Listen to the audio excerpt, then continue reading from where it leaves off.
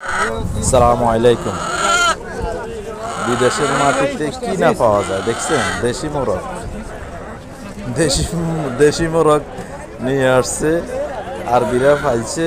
এখন আজকে শুক্রবার, মসজিদের সামনে নিয়ে আসছে, সবাই কিনে নিতেছে। একটা 20 শেয়াল, থেকে ভাই 20 শেয়াল করে একটা মোরগ বিক্রি করা হচ্ছে। এগুলো সবগুলো রাতা মোরগ। বাংলাদেশের থেকেও রেট কম পড়তেছে এখন বর্তমানে। 20 শেয়ালে বাংলাদেশের প্রায় 470 টাকার মতন পড়ে। এই শুক্রবারে হইলে সবাই সবজি, ফল, ফ্রুট, অনেকে আছে আজনবী মসজিদের সামনে আসি বসে, ঠিক মেলার মতনে।